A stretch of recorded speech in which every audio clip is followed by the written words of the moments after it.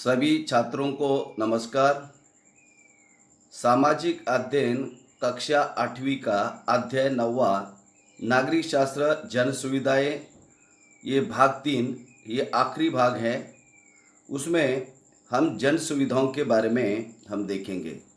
जैसा सरकार की तरफ से कई सारी जन सुविधाएं जनता के लिए मुहैया की जाती है, जैसा पानी है, सैनिटाइजेशन है, ट्रांसपोर्ट है, park, market, education, banking, electricity, road, health care. तो ये सुविधाएं जनता के लिए सरकार के द्वारा दी जाती है। अभी आप देखिए, केंद्रीय सरकार के कर राजस्व का विभाजन किस प्रकार है।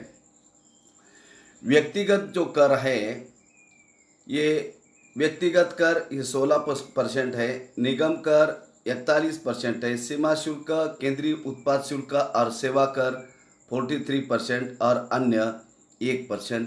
तो यह है आपका केंद्रीय बजट 2010 और 11 के आंकड़ेवारी। जैसा आप उसमें और भी जो 2017 और 18 की जो आंकड़ेवारी है, उसमें केंद्र सरकार के कर राजस्व का रुपया कैसे आता है, यदि उसको हम देखते हैं। सेवा कर और अन्य कर 10 पैसा, केंद्रीय उत्पाद शुल्क 14 पैसे, सीमा शुल्क 9 पैसे, व्यक्तिगत आय 16 पैसे और निगम कर 19 पैसे और अन्य कर 32 पैसे। इस तरह सरकार के पास पैसा आता है। इन्हीं पैसों से सरकार जनता के लिए अलग अलग प्रकार की सुविधाएं उपलब्ध करके देती है। जैसा कम दूरी के लिए बसें ही सार्वजनिक परिवहन का सबसे महत्वपूर्ण साधन है। जैसा जो कामकाजी लोग शहरों में रहते अपने मंजिल तक पहुंचने के लिए इन बसेस का उपयोग करते हैं। जैसा आपको मालूम है, शहरीकरण बढ़ने के कारण जो सार्वजनिक बस प्रणाली है उसकी और अधिक ज़रूरत पड़ती है। इसी काम को पूरा करने के लिए दिल्ली तथा अन्य महानगरों में सरकार ने मेट्रो रेल परियोजनाओं के रूप में महत्वाकांक्षी योजना शुरू की है।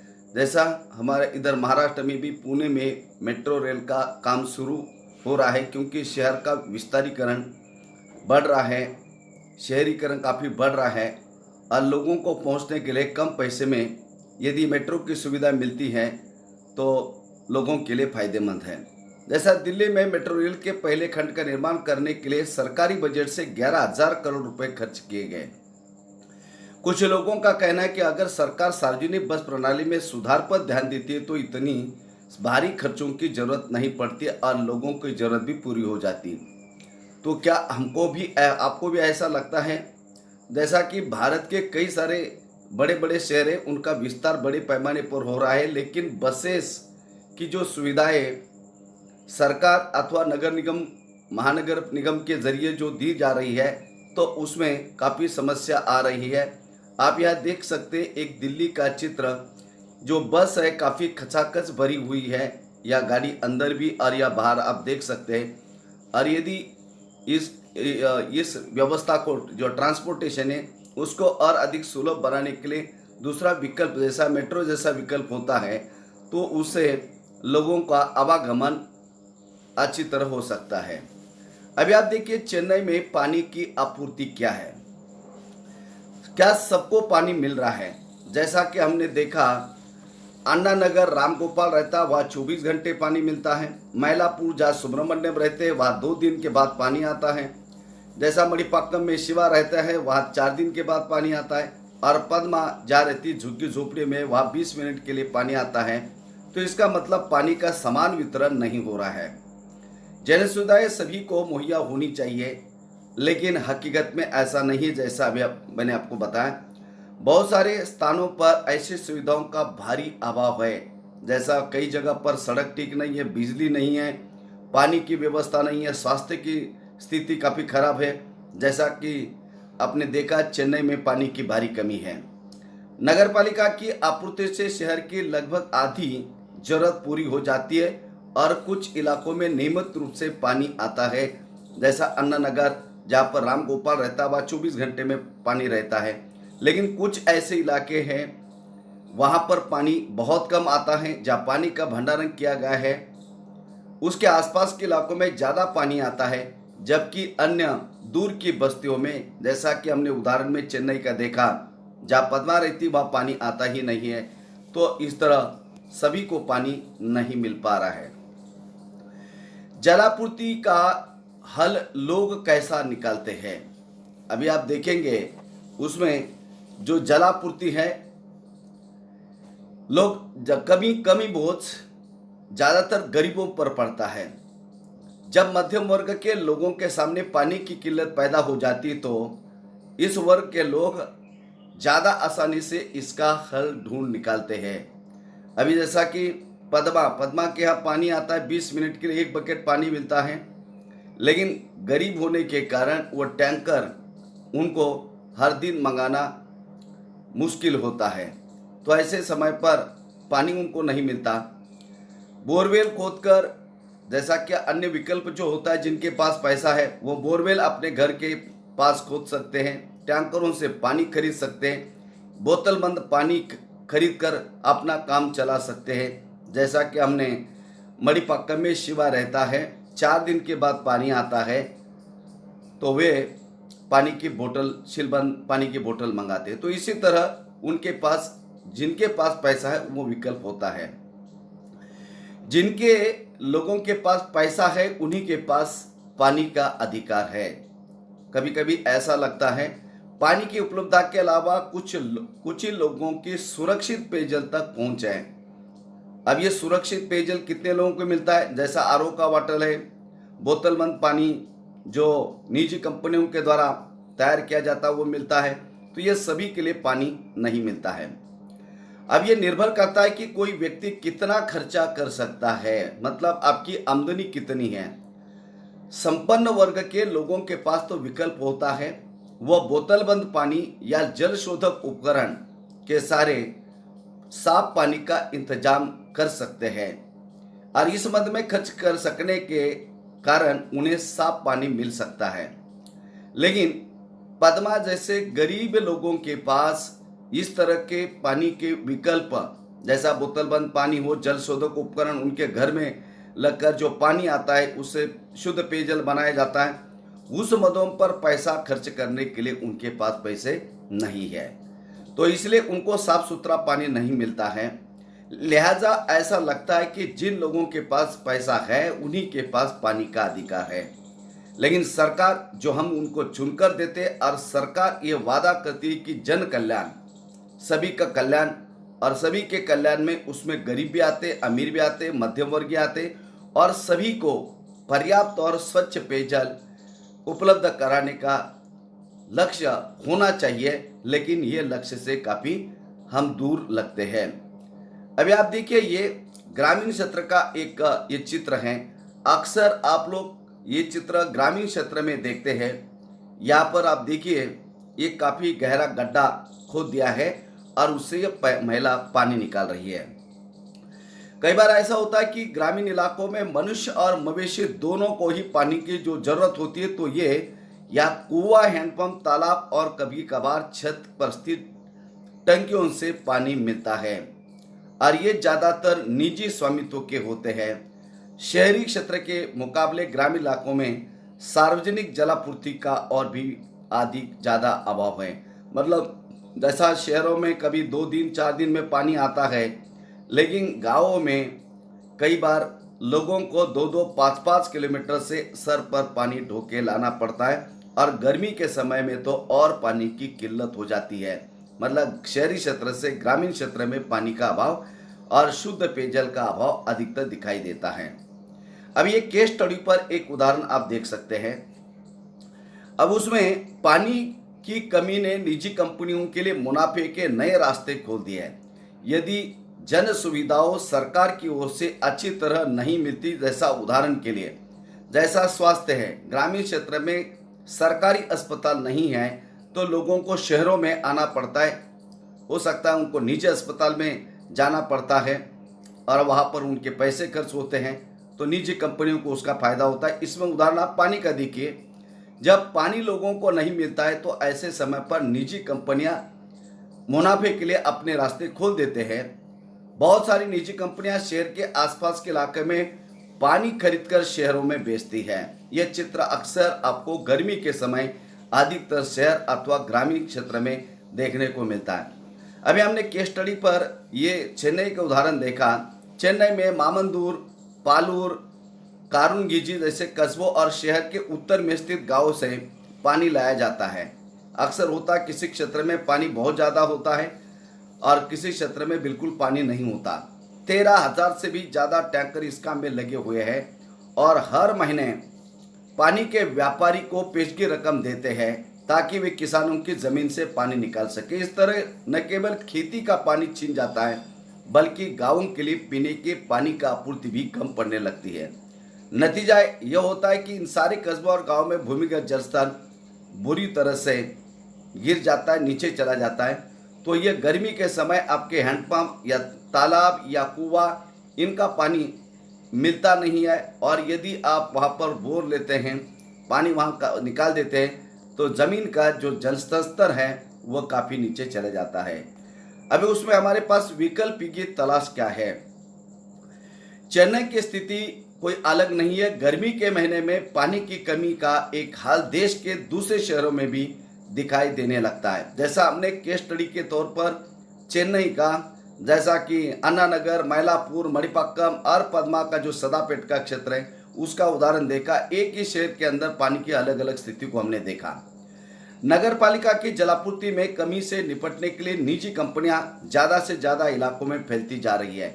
जब सरकार के द्वारा या नगर निगम, निगम के द्वारा, महानगर पालिका के द्वारा पानी का समान वितरण जब नहीं होता है, बहुत किल्लत होती है, ऐसे समय पर निजी कंपनियां आगे आकर वो भी अपने मुनाफे के लिए इस तरह की व्यवस्था अपने हाथ में लेते हैं और मुनाफे के लिए पानी वो बेचते हैं। पानी इस्तेमाल में जबरदस्त गैर बराबरी दिखाई देता है।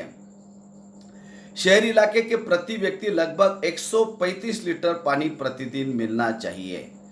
अब यह पानी की यह मात्रा लगभग 7 बाल्टी के बराबर है और ऐसा शहरी जल आयोग ने यह मात्रा तय कर दी है।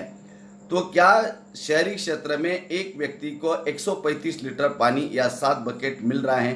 तो इसको हमको देखना होगा।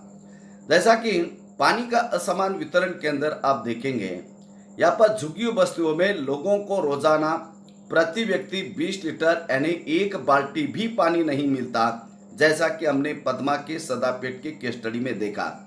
तो परिवार में 2-4 लोग रहते तो 20 लीटर पानी में सभी लोगों का खाना, कपड़े धोना, बर्तन मारना या स्नान करना, इस तरह का वो अपना काम कैसा कर सकते हैं। जैसा कि दूसरी तरफ आलीशान होटलों में रहने वाले लोगों को रोजाना प्रति व्यक्ति 1600 लीटर यानी 80 बकेट बाल्टी तक पानी इनको मिलता है। तो ये इस तरह पानी का असमान वितरण ठीक नहीं है। कुछ लोगों के लिए बहुत सारा पानी मिलता है तो कुछ लोगों को पानी मिलता ही नहीं है। नगर पालिका के द्वारा जलापूर्ति में कमी को सरकार की नाकामी भी माना जाता है। आपने देखा होगा कि भारत में या दुनिया भर में सरकार के जरिए नगर पालिका या महानगर पालिका या सरकार के द्वारा पानी का वितरण किया जाता है जनता के लिए। अब उसकी स्थिति हम देखेंगे क्या है। नगर पालिका के जरिए जलापूर्ति में कमी को अक्सर सरकार की नाकामयाबी माना जाता है। आपने देखा होगा कि गर्मी के समय 2 दिन 3 दिन के बाद पानी आता है, तो इसका मतलब वो सरकार की नाकामयाबी भी है। कुछ लोगों ने दलील दी कि चूंकि सरकार जरूरत के हिसाब से पानी मुहैया नहीं करवा पा रही है और बहुत सारे जो शहरी विभाग है, जल विभाग, वो घाटे में जा रहे हैं और इसीलिए ये काम निजी कंपनियों को देना चाहिए। उन्हें लगता है कि निजी कंपनियां ज़्यादा बेहतर काम कर सकती है, लेकिन निजी कंपनियों को जहां मुनाफा मिलता है वही वह काम कर सकते हैं। अब ये दलील की रोशनी में कुछ तथ्यों को आप देख सकते हैं।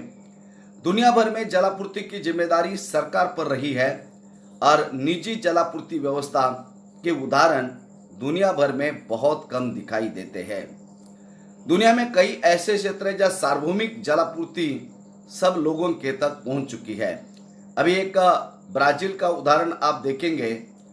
पोर्तो एलेग्रे में सार्वजनिक जलापूर्ति ये निजी मतलब लोग जो है अपने सार्वभौमिक वहाँ पहुंचे, यानी सभी को पानी। पोर्तो एलेग्रे ब्राजील का एक शहर है। ये दक्षिण अमेरिका का देश है ब्राजील। इस शहर में बहुत सारे लोग गरीब है, और लेकिन गौर करने वाली बात यह है कि दुनिया भर के दूसरे ज़्यादातर शहरों के मुकाबले यहाँ पर शिशु मृत्यु दर यानी छोटे बच्चों के मरने की संख्या बहुत कम है। आपने देखा होगा कि पानी के कारण, अशुद्ध पानी के कारण अलग अलग जैसा हज्जा, पेचिस, मलेरिया इस तरह की बीमारियां होती हैं। और यहाँ पर जो व्यवस्था है जिसके कारण शुद्ध पानी की व्यवस्था सबको मिलती है, और वह शिशु यानी छोटे बच्चों की मृत्यु दर बहुत कम है। यहाँ नगर निगम, नगर जल विभाग ने सभी लोगों को स्वच्छ पेयजल मुहैया करा है। शिशु मृत्यु दर में गिरावट के पीछे सबसे बड़ा कारण है या पानी की औसत कीमत रखी गई, मतलब एवरेज कीमत उन्होंने रखी है, और गरीबों को अधिक कीमत पर पानी मिलता है। विभाग को भी जो फायदा होता है उसका इस्तेमाल जलापूर्ति में सुधार के लिए किया जाता है। जो पैसा आता है, जैसा कहीं पाइपलाइन टूटी है उसके लिए, या कोई केमिकल खरीदना है, कोई मशीनरी खरीदना है, या जो काम करने वाले लेबर है तो उनके लिए वो पैसा दिया जाता है। इस बारे में लोग मिलकर तय करते हैं कि जनसभाओं में जनता प्रबंधों का पक्ष सुनती है, मतलब जनता आप किस तरह का मैनेजमेंट कर रहे हैं, और ये सुझाव जनता देती है। जल विभाग की प्राथमिकताएं तय करने में वोट के जरिए फैसला लिया जाता है। तो इस तरह के उदाहरण आपको बहुत कम मिलेंगे।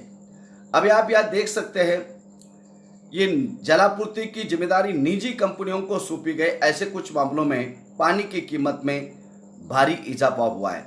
ऐसे भी कई उदाहरण है जहाँ पर पानी निजी कंपनियों को दिया है तो वहाँ पर पानी की जो कीमत है वह काफ़ी बड़ी है, और इस कारण सामान्य वर्ग जो गरीब लोग हैं वह उसका खर्चा नहीं उठा पा रहे हैं, और जिसके खिलाफ इन गरीब लोगों ने विशाल प्रदर्शन भी किए हुए हैं।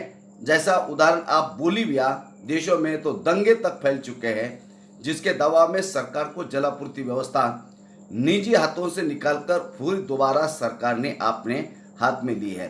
तो इसका भी एक उदाहरण है, जैसा कि हमने पोर्तो एलेग्रे का इसका ब्राजील का उदाहरण देखा। वह सार्वभौमिक पहुंच है, जो भी निर्णय लिए जाते हैं जनता निर्णय लेती है। अब दूसरा उदाहरण यहाँ केस स्टडी पर बोलीविया का है, तो वह निजी कंपनी को दिया तो उन्होंने बहुत रेट बढ़ा दिए, सामान्य लोग उसका पैसा पेड करने में मुसीबत हो रही है, उनको उसके खिलाफ प्रदर्शन किया, और फिर ये काम उन सरकार को दिया, सरकार ने लिया। अब इस परिप्रेक्ष्य में पानी की स्थिति के बारे में हमारे देश के अलग अलग कोने में स्थिति क्या है उसके बारे में हम देखेंगे। जैसा कि भारत के उदाहरण देखते हैं, भारत में सरकारी जल विभाग की सफलता के कई उदाहरण है। हमारे देश में जो पानी जल वितरण होता है उसके उदाहरण हैं, लेकिन ये उदाहरण बहुत कम है और उनकी सफलता कुछ क्षेत्रों में सीमित दिखाई देती है। अब यहाँ मुंबई का जलापूर्ति विभाग अपने खर्चों को पूरा करने के लिए जल शुल्क के जरिए पैसा जुटाता है, यानी पानी के ऊपर टैक्स लगाते हैं, और उसे पूरा करने के लिए हाल ही में एक रिपोर्ट से पता चलता है कि हैदराबाद में जल विभाग के दायरे में इजाफा हुआ है और उसकी आमदनी बढ़ी है। चेन्नई में जल विभाग का उन्होंने नया रास्ता खोज निकाला है, वर्षा जल सिंचाई, मतलब वाटर हार्वेस्टिंग करके भूमिगत जल स्तर को उन्होंने सुधार लाया है, बढ़ा है पानी काफ़ी। पानी की ढुलाई और वितरण के लिए निजी कंपनियों को सेवा दी है, लेकिन सरकार ने टैंकरों के दर निश्चित किए हैं, उनको अनुबंधित किया है, इसलिए वो ज़्यादा कीमत सरकार ने तय की हुई कीमत से ज़्यादा नहीं ले सकते। अभी आप दूसरा और एक उदाहरण देखिए। मुंबई की उपनगरीय रेलवे एक अच्छी सार्वजनिक प्रणाली है। आपको मालूम है मुंबई ये हमारी आर्थिक राजधानी है भारत की, और यहाँ पर काफ़ी लोग यहाँ रहते हैं। यहाँ दुनिया का सबसे घना यातायात मार्ग है। ये रेलवे हर रोज 65 लाख यात्रियों को एक जगह से दूसरी जगह ले जाती है, और ये 300 किलोमीटर से ज़्यादा लंबे नेटवर्क पर चलने वाले इन स्थानीय ट्रेनों के जरिए दूर दूर रहने वाले लोग भी शहर में काम ढूंढने के लिए आते हैं। तो ये इसलिए हमने आर्थिक राजधानी बोला, और इस बात पर आप देख सकते हैं कि लोगों का रहन सहन तो काफ़ी ज़्यादा उस पर पैसा होता है खर्च, वह शहर के अंदर नहीं रह सकते, इसलिए ये मेहनत कश लोग दूर दूर से इन ट्रेन के ज़रिए आते हैं। आप देख सकते हैं यह मुंबई का रेल का चित्र। अभी आप देखिए स्वच्छता संबंधी सुविधाओं का विस्तार हमारे देश में स्थिति क्या है।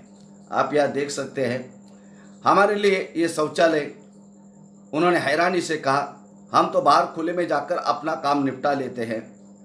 अछूतों की शिकायतों को याद करते हुए महात्मा गांधी का वक्तव्य। अभी आप यहाँ देख सकते हैं, पीने के पानी, साफ पानी के अलावा ये भी ज़रूरी है कि पानी से फैलने वाली बीमारी को रोकने के लिए जैसा स्वच्छता का ध्यान रखना बहुत ज़रूरी है। लेकिन स्वच्छता में, भारत में स्वच्छता सुविधाओं का दायरा जलापूर्ति का वह एक छोटा 2001 की यदि आंकड़ेवारी आप देखते हैं तो उससे पता लगता है कि भारत में 68% परिवार के पास पेयजल की सुविधा उपलब्ध है, जबकि स्वच्छता सुविधाएं घर के भीतर शौचालय 36% लोगों के पास है। तो इसी तरह आप देख सकते हैं, गैर सरकारी संगठन सुलभ इंटरनेशनल, आप देख सकते हैं रेलवे स्टेशन या बस स्टैंड महाराष्ट्र में भी आप देख सकते हैं कि सुलभ इंटरनेशनल है, भारत में भी है। पिछले 3 दशक में निम्न जाति निम्न आय वाले लोगों के सामने मौजूद स्वच्छता के अभाव की समस्या है। आपको ये समस्या से निपटने की कोशिश भी चल रही है और इस संगठन ने 75,000 से ज़्यादा सार्वजनिक शौचालय इकाइयाँ और 12 लाख से ज़्यादा निजी शौचालय बनाए, जिससे 1 करोड़ लोग इन सुविधाओं का लाभ उठा रहे हैं। और ये सुलभ की सुविधाओं का इस्तेमाल करने वाले ज़्यादातर गरीब और मेहनतकश वर्ग के लोग हैं। सुलभ ने सरकारी पैसे से शौचालय इकाइयाँ बनाने के लिए नगर पालिकाओं और या अन्य स्थानीय निकायों से अनुबंध करार किया है और इसके जरिए स्थानीय विभाग ने सरकार सेवाओं की स्थापना के लिए जमीन और इनको पैसा मुहैया किया है, जबकि रख रखाव की लागत और कई बार जो प्रयोक्ताओं से मिलने वाले पैसे से पूरी की जाती हैं और शौचालय का इस्तेमाल पर 1 रुपया शुल्क लिया जाता है। तो इस तरह की सुविधाओं से क्या होता है, लोगों को फायदा होता है कि खुले में आपको शौचालय करने की जरूरत नहीं, जिससे अलग अलग प्रकार की बीमारियाँ होती है। जैसा महिला है, लड़कियां हैं, उनको खुले में जाने की जरूरत नहीं, आप यह देख सकते हैं, और उससे जो बीमारियां अलग अलग प्रकार की फैल रही है उससे बच सकते हैं। आगे का आप ये चित्र आप देखिए, 2001 की जनगणना के अनुसार 44% ग्रामीण घरों में बिजली पहुंच चुके हैं। इसका मतलब 7 करोड़ 80 लाख परिवार अभी भी अंधेरे में है। अभी आप यहाँ देखिए, हम इसका निष्कर्ष इस जन सुविधाओं के बारे में हम क्या निकाल सकते हैं। हम जो भी सरकार चुनकर देते हैं वो इसलिए कि हमें सरकार अलग अलग प्रकार की सुविधाएं दे, जैसा कि शहरों का विकास हो रहा है और जिसके कारण जहाँ पर शहर का विस्तार होता है वहाँ बैंकिंग होनी चाहिए, सड़क होनी चाहिए, बिजली होनी चाहिए, पानी होना चाहिए, तब लोगों का जीवन जो है सुलभ हो सकता है। अब यह जन सुविधाओं का संबंध हमारी बुनियादी जरूरतों से होता है, ये हमारी फंडामेंटल आवश्यकता है। भारतीय संविधान में पानी, स्वास्थ्य, शिक्षा आदि अधिकारों के जीवन के अधिकारों का हिस्सा मान लिया गया है। जैसा कि भारतीय संविधान के अनुच्छेद 21 में ये जीवन के अधिकार में इसमें माना है और यह हम सभी की इसमें पानी और अन्य चीज़ों पर सार्वभौमिक पहुंच होनी चाहिए। लेकिन इस प्रकार सरकार की एक अहम जिम्मेदारी बनती है कि वो प्रत्येक व्यक्ति को पर्याप्त जन सुविधाएं मुहैया कराए, लेकिन इस मोर्चों पर संतोषजनक स्थिति नहीं है। आपूर्ति में कमी है और वितरण में भारी असमानता आपको दिखाई देती है।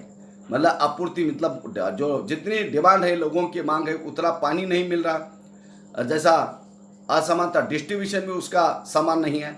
महानगरों और बड़े शहरों के मुकाबले कस्बों और गांवों में तो इन सुविधाओं की स्थिति और खराब है। इन सुविधाओं को निजी कंपनियों के हाथों में सौंप देने से समस्या का हल होने वाला नहीं है। किसी भी समाधान में इस महत्वपूर्ण तथ्यों को नजरअंदाज नहीं किया जा सकता कि देश के प्रत्येक नागरिक को इन सुविधाओं को पानी का अधिकार उसको समतापरक ढंग से मिलना चाहिए, उससे सरकार ने भी नहीं बचना चाहिए। और यदि जनता भी अपना सुझाव देती है और अपने स्तर पर पानी का सही तरीके से नियोजन करती है तो सभी को शुद्ध पेयजल मिलेगा और उससे अलग अलग प्रकार की बीमारी से हम लोग बचेंगे। तो सरकार और हम मिलकर यदि इन जन सुविधाओं के बारे में अच्छा कैसा मिले इसके बारे में सोचते हैं तो इससे हम सभी को फायदा होगा। तो इस तरह यह हमारा अध्याय 3 जन सुविधा यह अध्याय खत्म होता है और इस पर आपके अध्याय के नीचे दिए गए प्रश्न आप अपने होमवर्क में आप करिए। तो इसलिए ये आपका पाठ यहाँ पर समाप्त होता है। धन्यवाद।